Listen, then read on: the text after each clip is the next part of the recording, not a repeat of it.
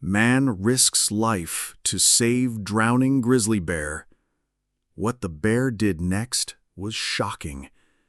The massive grizzly bear's eyes locked onto Robert Thompson's as the churning rapids pulled them both towards certain death.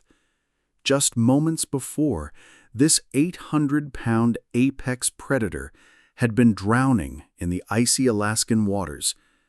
Now, as Robert's trembling hands gripped the makeshift rope around the bear's massive chest, neither man nor beast knew if they would survive the next 60 seconds.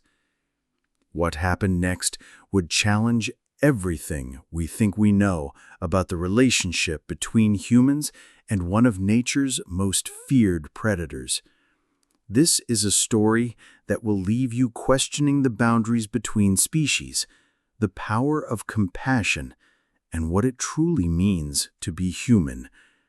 But I'm getting ahead of myself. To understand how Robert Thompson found himself in this impossible situation, we need to go back to where it all began.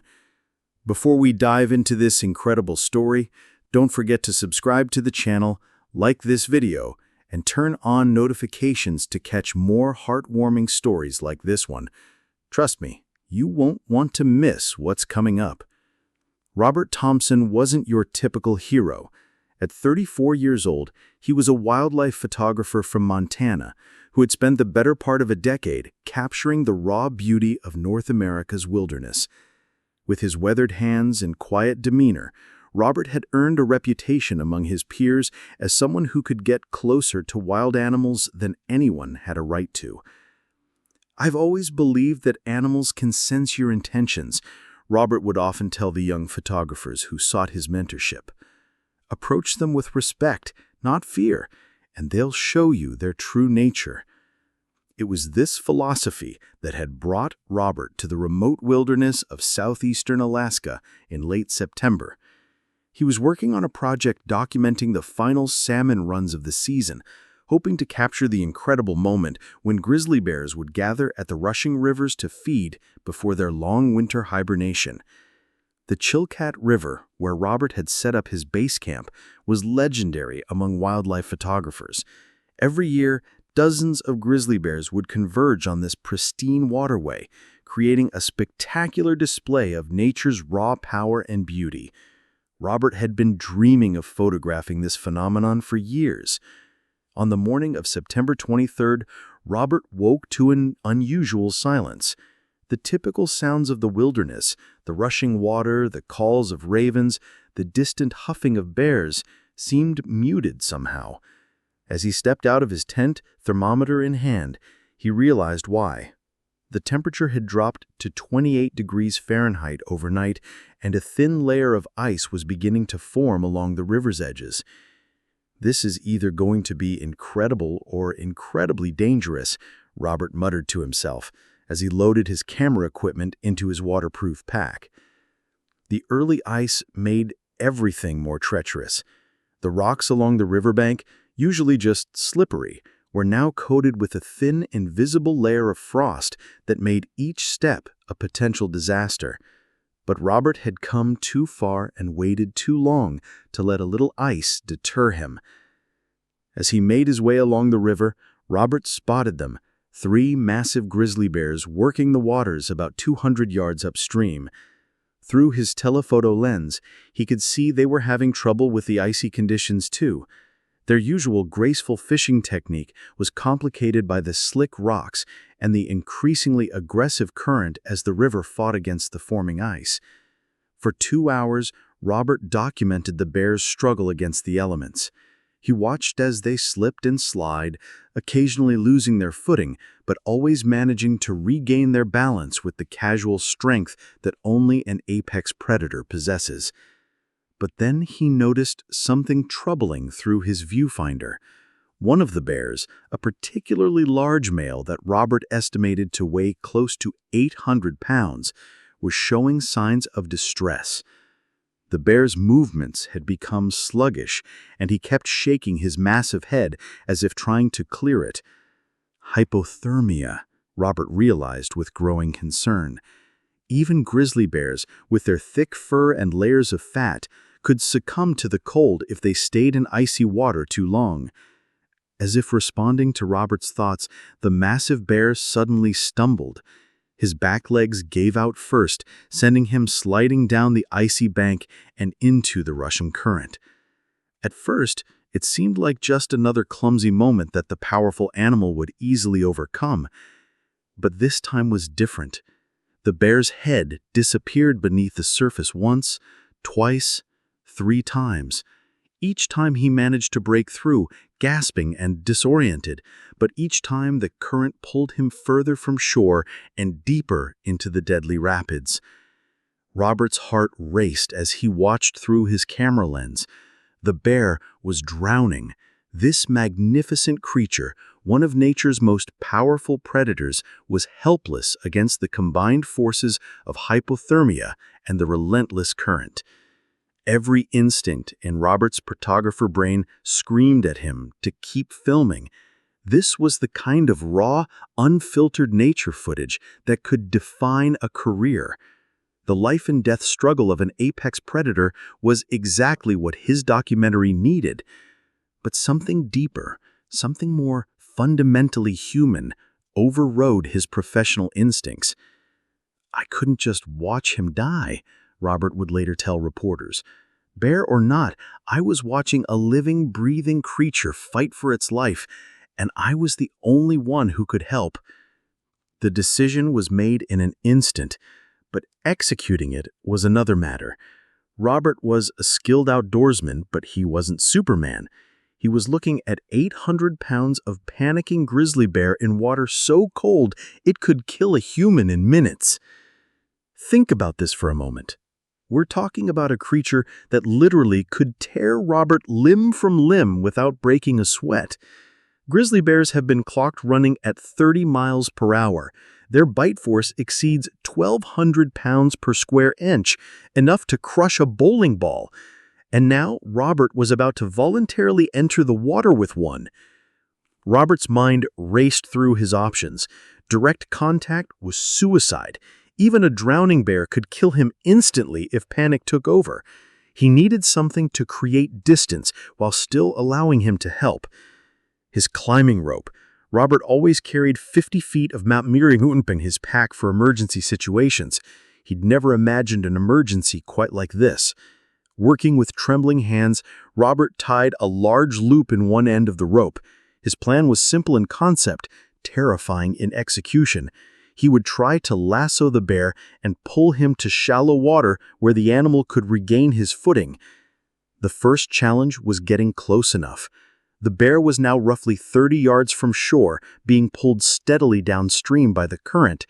Robert would have to wade out into the icy water himself, far enough to get within throwing range. The shock of the water was immediate and brutal. Even through his waders, the cold hit Robert like a physical blow. He could feel his muscles beginning to seize up almost instantly. He had minutes at most before hypothermia would claim him too. Robert's first attempt missed. The rope fell short, landing in the water just feet from the struggling bear. The second throw was closer, but the current swept it away before it could reach its target. Time was running out for both of them. The bear's struggles were becoming weaker, more desperate. His massive head was barely staying above water now, and Robert could see the exhaustion in the animal's eyes. On his third attempt, something remarkable happened.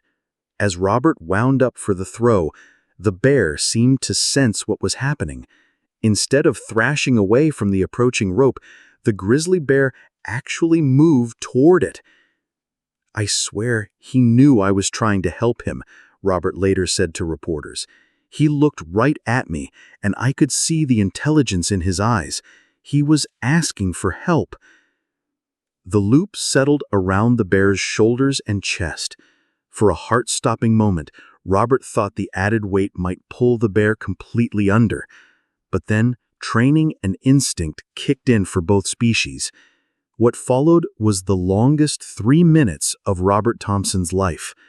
The bear, now secured to the rope, stopped fighting the current and seemed to understand that his survival depended on the human on the other end of the line.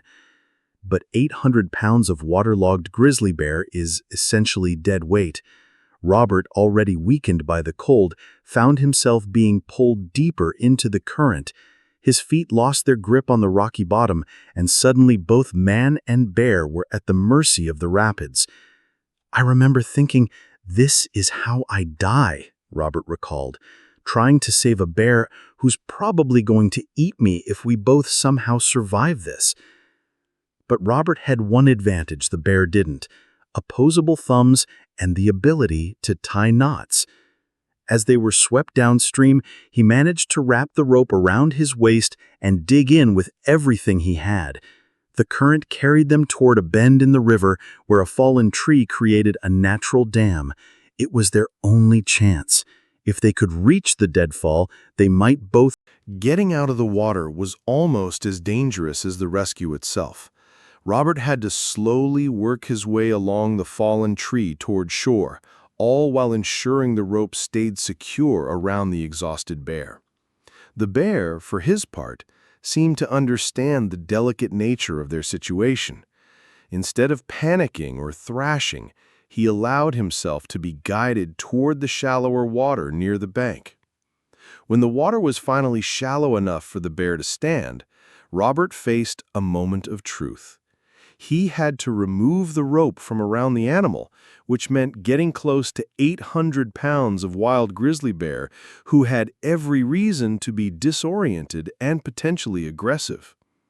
Robert's hands shook, whether from cold or fear he wasn't sure, as he slowly approached the bear. The massive animal stood chest deep in the water, breathing heavily, but very much alive. "Easy, big guy," Robert whispered, his voice barely audible over the rushing water. "We made it. We both made it." What happened next is the part of the story that Robert still has trouble believing, even though he lived it. As Robert carefully loosened the rope from around the bear's chest, the massive animal turned to face him. Robert's heart stopped. This was the moment every wildlife expert had warned him about, the moment when a wild predator's instincts would kick in. But instead of aggression, Robert saw something else in the bear's dark eyes: recognition, understanding, and then something that defied all logic and everything he thought he knew about grizzly bears. The bear lowered his massive head and gently touched Robert's shoulder with his snout. It lasted only a second, but in that moment, two species that had evolved to fear each other shared something profound. It wasn't friendship. Bears don't have friends. It wasn't gratitude in any human sense. Bears don't think like humans. But it was acknowledgement. A recognition that something significant had just passed between them. The bear turned and slowly made his way to shore, shaking the icy water from his massive frame.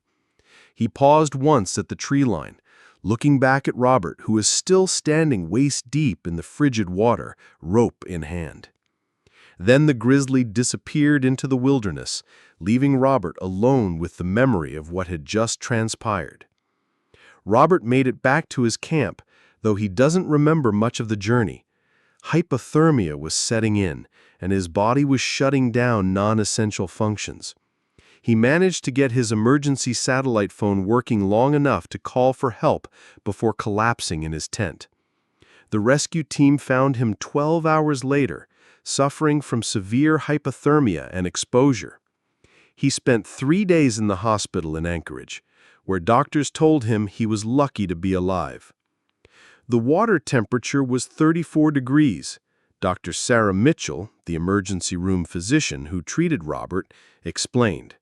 Most people would lose consciousness within 15 minutes of immersion.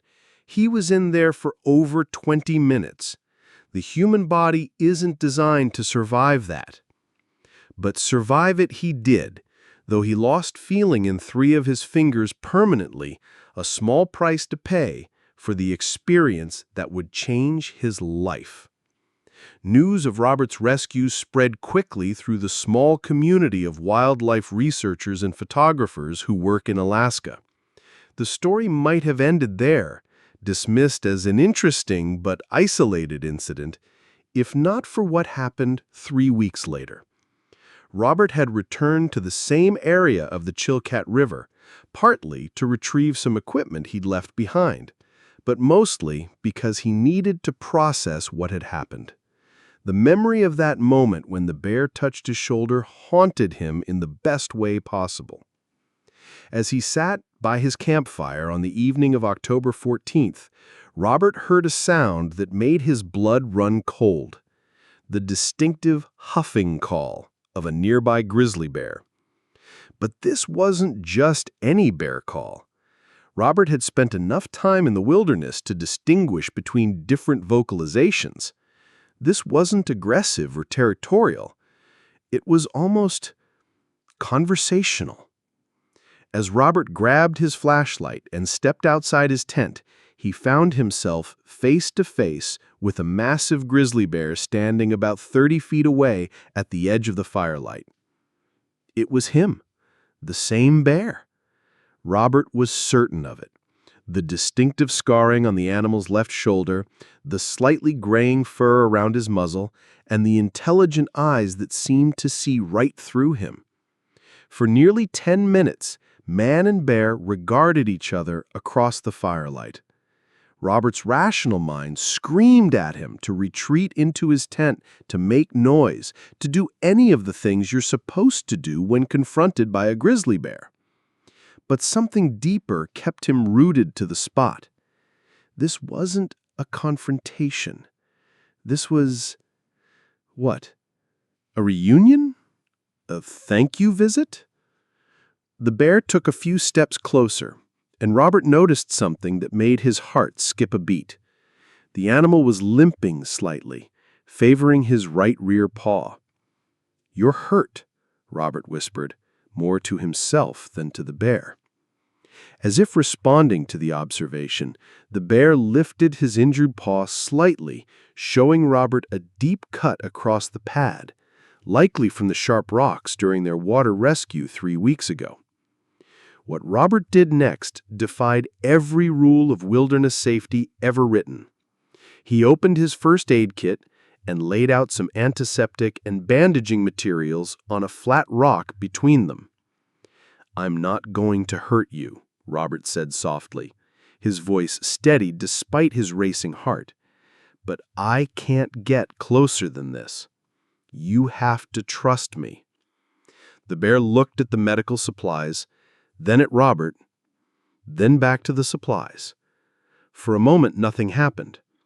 Then, moving with the careful deliberation that only wild animals possess, the massive grizzly approached the rock and extended his injured paw. What followed was perhaps the most surreal 20 minutes in the history of human-wildlife interaction. Robert, working from a safe distance, talked the bear through cleaning and treating his wound. "Easy. That's going to sting a little," Robert murmured, as he poured antiseptic onto a cloth and placed it near the bear's paw, "but it'll help with the infection." The bear, showing patience that would have impressed any domestic dog, allowed Robert to clean the wound and apply a makeshift bandage. When it was finished, the animal inspected Robert's work, seeming to approve. Then, something even more remarkable happened. The bear reached into a nearby thicket and emerged with a large salmon, clearly fresh caught and intended as food. The massive animal placed the salmon on the same rock where the medical supplies had been laid out, then stepped back and looked at Robert expectantly. "For me?" Robert asked, his voice barely a whisper. The bear huffed once, a sound Robert had learned was generally positive, and settled down into a resting position about 20 feet away. Robert carefully approached the salmon, aware that every movement was being watched by 800 pounds of apex predator. But there was no tension in the air, no sense of danger. If anything, there was a feeling of companionship. "Thank you," Robert said, holding up the salmon. "But I think you need this more than I do. Winter's coming." As if understanding, the bear huffed again and gestured with his massive head toward Robert's campfire. The message was clear. Share it. And so, in a scene that would sound like fiction if it weren't completely true, Robert Thompson and a wild grizzly bear shared a meal by firelight in the Alaskan wilderness. Robert cooked his portion of the salmon over his camp stove, while the bear ate his portion raw about 15 feet away. They ate in comfortable silence, two species that had found something beyond the typical predator-prey relationship. When the meal was finished, the bear stood up, looked at Robert one more time, and disappeared into the darkness.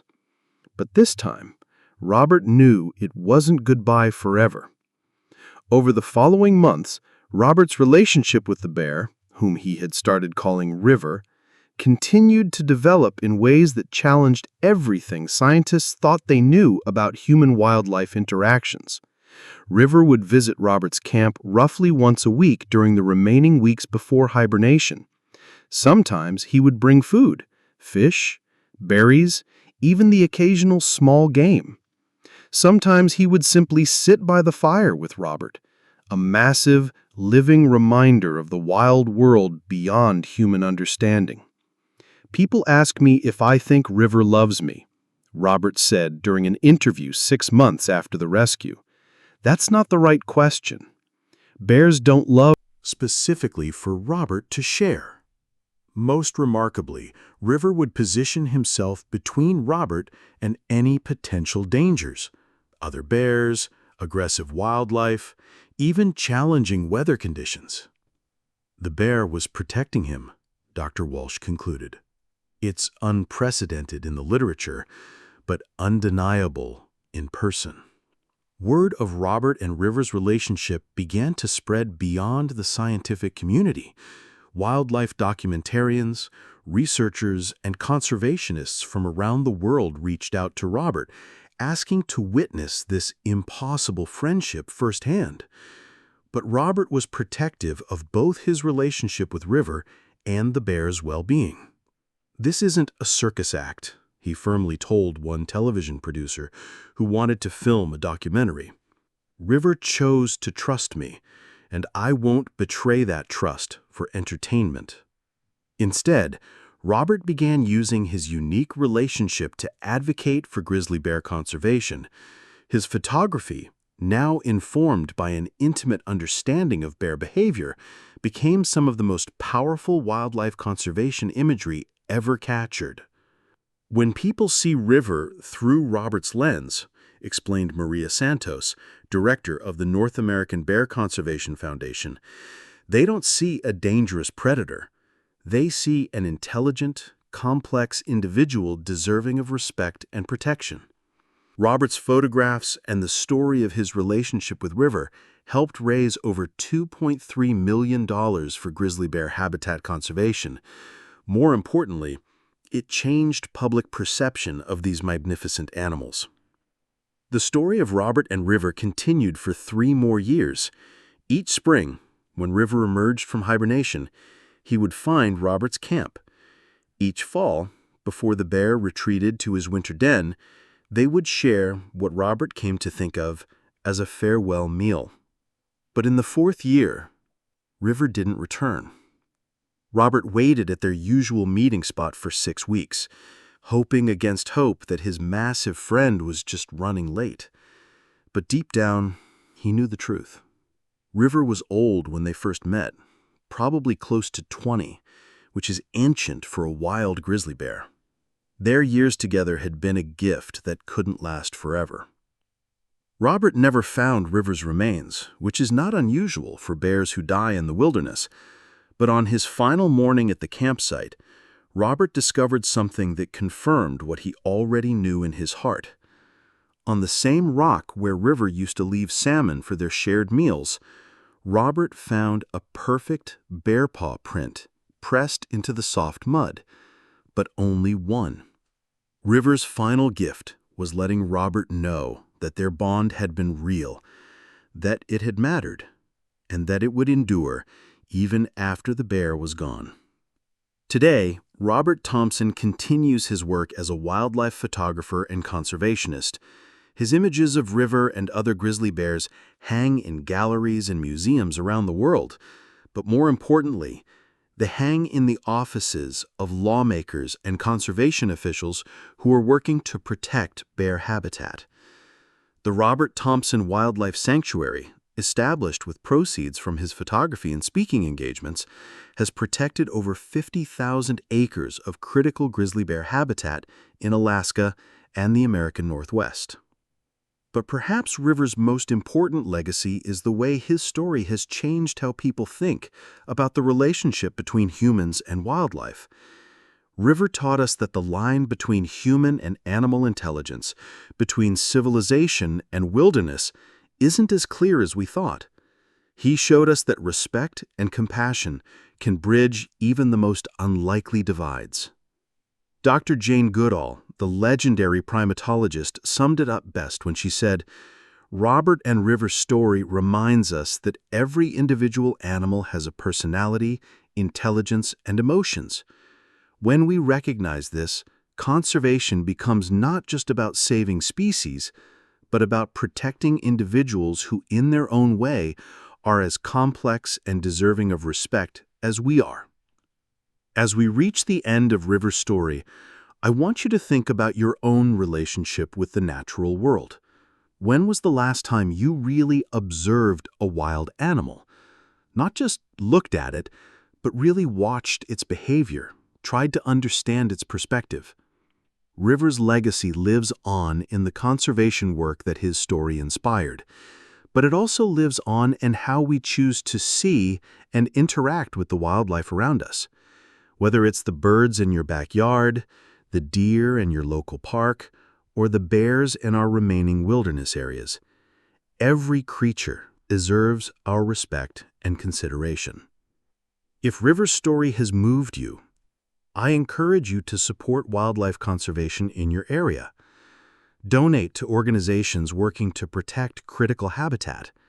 Vote for leaders who prioritize environmental protection. Most importantly, teach the young people in your life to see animals as individuals deserving of respect, not just resources or obstacles. River may be gone, but his message lives on.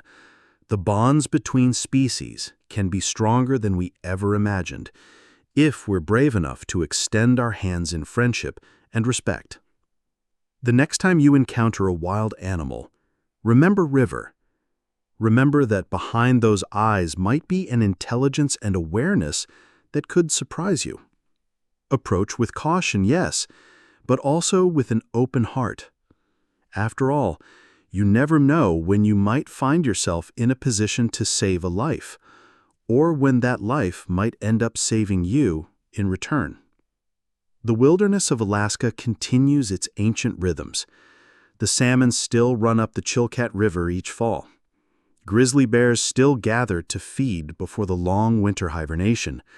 But somewhere in that vast wilderness, the spirit of an extraordinary friendship reminds us that the natural world is full of mysteries, wonders, and possibilities we're only beginning to understand.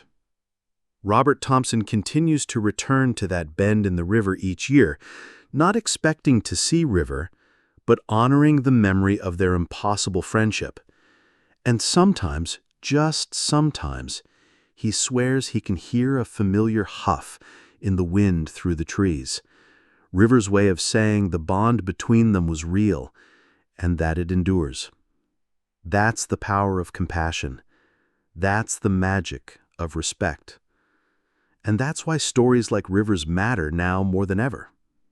Thank you for joining me on this incredible journey. If River's story touched your heart, please share it with others. Like this video, subscribe to our channel, And ring that notification bell so you never miss another story that reminds us of the wonder and beauty of the natural world. Until next time, remember, every act of kindness matters, whether it's towards a neighbor, a stranger, or an 800-pound grizzly bear fighting for his life in an icy river. The world is full of rivers, waiting for someone brave enough to throw them a lifeline.